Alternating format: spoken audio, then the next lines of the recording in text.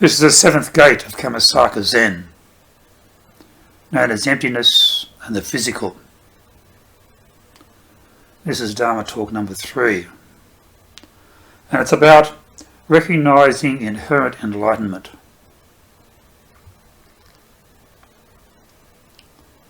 In the practice of Zen, the journey towards enlightenment is often described as a process of peeling away layers of illusion to simply reveal the truth that has always been present anyway. And this truth, inherent enlightenment, is not something to be acquired or attained, but simply recognized and embodied.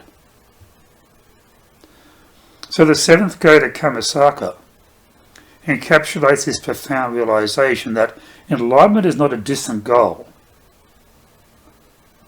but it's simply the essence of our own true nature. So, by understanding and embracing this principle, it requires a deep engagement with the paradoxical nature of Zen, the practice of mindfulness, and a surrender to the unfolding life, or the unfolding of life as it is. At the heart of Zen philosophy lies the concept of inherent enlightenment. Probably unlike the conventional view that enlightenment is an achievement earned through rigorous practice or moral perfection, inherent enlightenment asserts that the awakened state, it is our natural condition. So the Zen tradition teaches that all beings possess the Buddha nature, an intrinsic purity and wisdom, obscured by delusion. And this idea finds its roots in the Mahayana Buddhist text, or the Mahayana Buddhist thought, particularly in the texts such as the Tathagata Sutra, which likens the Buddha nature to gold hidden in ore or a jewel wrapped in rags.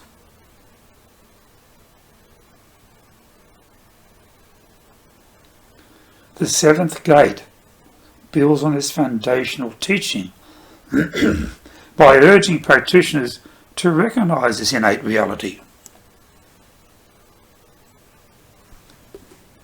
It's a shift.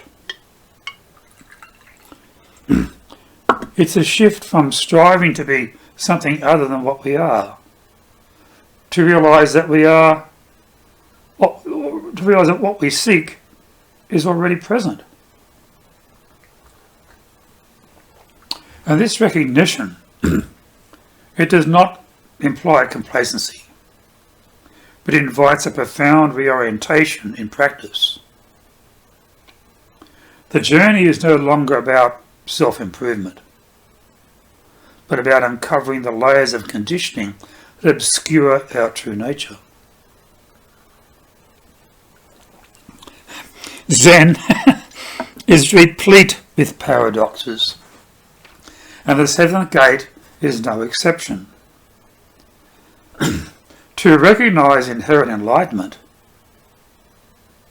one must embark on a journey that initially appears to involve seeking. Yet, Zen masters frequently remind us that the very act of seeking, it creates separation from the truth that we seek. And this paradox is vividly illustrated in the 10 ox herding pictures, where the ox, the symbol of our true nature, is sought, found, tamed, and ultimately seen as separate from the seeker.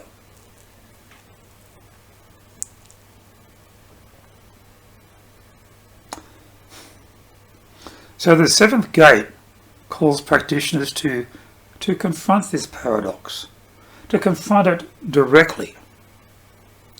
And by engaging in practices such as Zen, seated meditation, mindful walking, Samu, mindful work,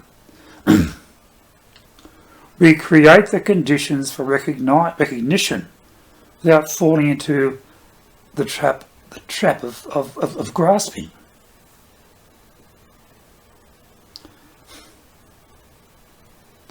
And as Dogen Zenji wrote, to study the self is to forget the self. To forget the self is to be actualized in a myriad of things.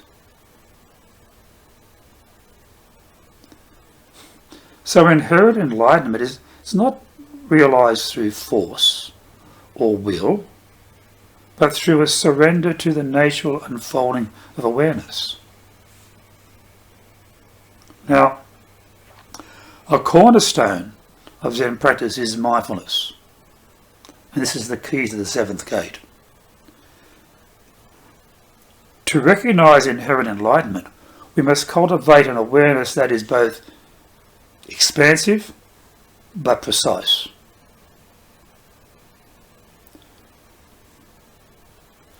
This awareness allows us to see through the layers of illusion that obscure our Buddha nature. In Zen, mindfulness is not merely a technique, but a way of being that it permeates every aspect of life. And when we practice mindfulness, we begin to notice the habitual patterns of thought and behaviour that tend to reinforce a sense of separation from our true nature.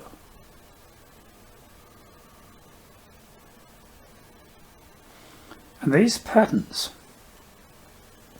they often arise as attachments, aversions, and the illusion to a fixed self. Now, by bringing mindful attention to each moment, we can create a space in which these patterns can dissolve. And it's in this space the inherent clarity and compassion of our true nature can begin to shine forth. So, the seventh gate, it encourages practitioners to take mindfulness beyond the meditation cushion and into the flow of their daily life, no matter what they're doing.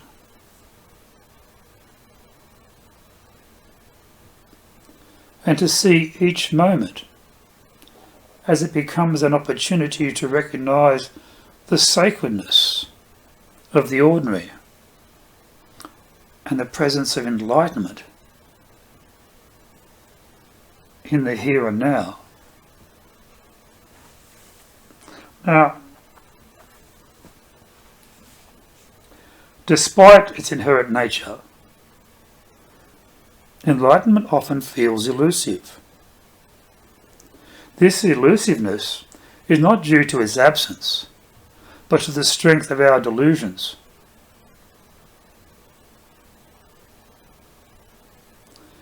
The Zen tradition identifies three primary obstacles in recognizing enlightenment. We start to recognize greed.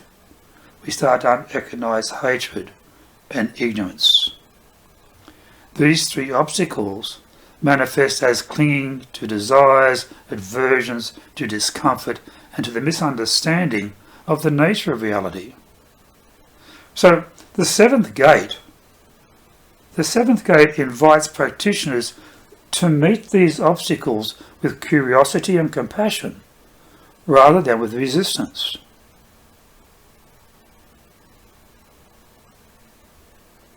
For example, when we experience anger, we can observe it as a passing phenomena, rather than identifying with it.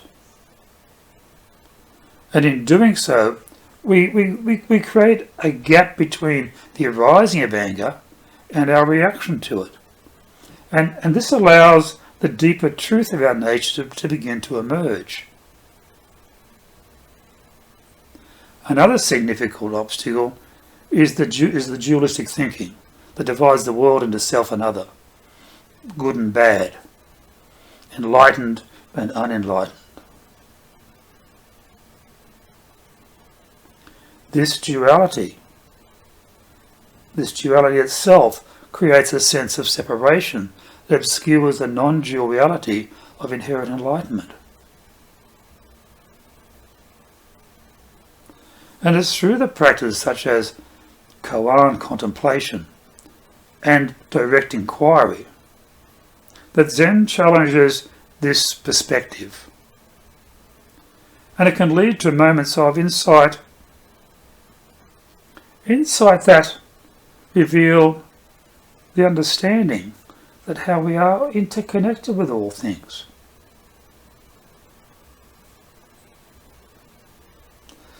And there's importance in the teacher-student relationship and the support of the Sangha, this Zen community, in recognizing this inherent enlightenment. The teacher can act or can serve as a mirror, reflecting the student's delusions and pointing to the truth that may be beyond words. And through the use of skillful means, the teacher can guide the student to the direct experience of their Buddha nature.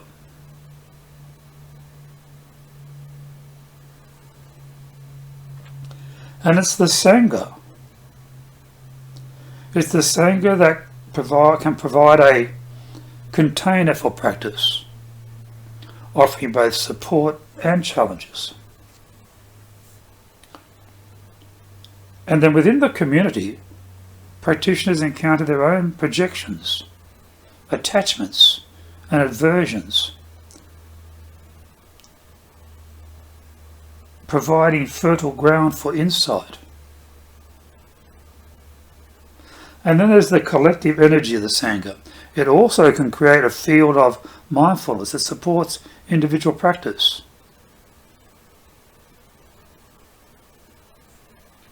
And another key aspect of the seventh gate is the practice of surrender. This is not a passive resignation, but an active letting go of the need to control or to grasp. Because inherent enlightenment, it cannot be forced, it cannot be manufactured. It will arise spontaneously when the conditions are ripe.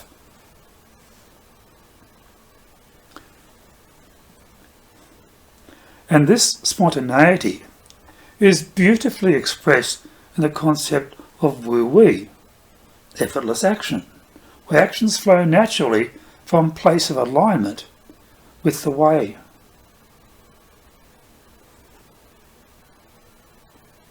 So surrender also involves trusting the process of practice. Even at times when the practice feels slow or imperceptible. This gate reassures us as practitioners that the Buddha nature is always present, like the sun behind the clouds. And with patience and perseverance, the clouds of delusion will part, revealing the radiance of inherent enlightenment.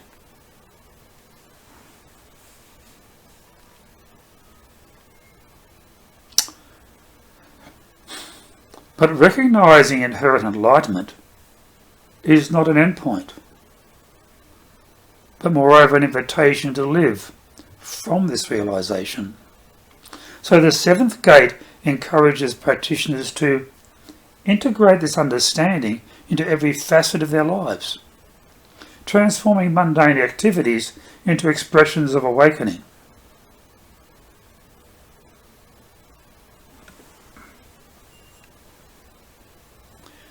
This integration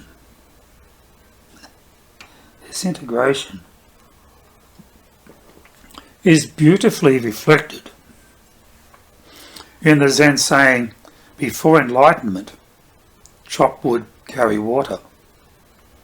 After enlightenment, chop wood, carry water.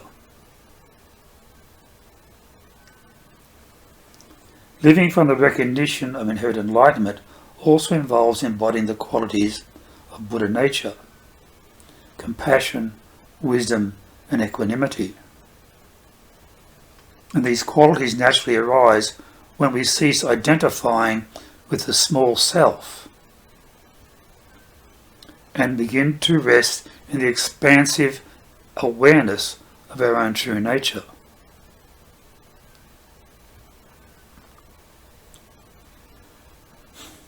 So, therefore, the seventh gate of Kammasaka Zen, the recognizing of inherent enlightenment, it invites us to a profound realization that what we seek is already within us. And this recognition transforms our approach to practice, shifting from the striving to being, from alleviating to uncovering. And it's through mindfulness, surrender, and the support of our teachers and community, we begin to peel away the layers of illusion that obscure our Buddha nature. So inherent enlightenment, it's not a distant goal, but rather it's a living truth, accessible in each moment. And as we walk through the seventh gate, we can discover that the path and the destination are one. They're one and the same. And the journey is, in fact, is simply the unfolding of our true self. And this is the heart of Zen practice. And it's also the essence of the seventh gate. A gateway to a life of authenticity, freedom, and also boundless compassion.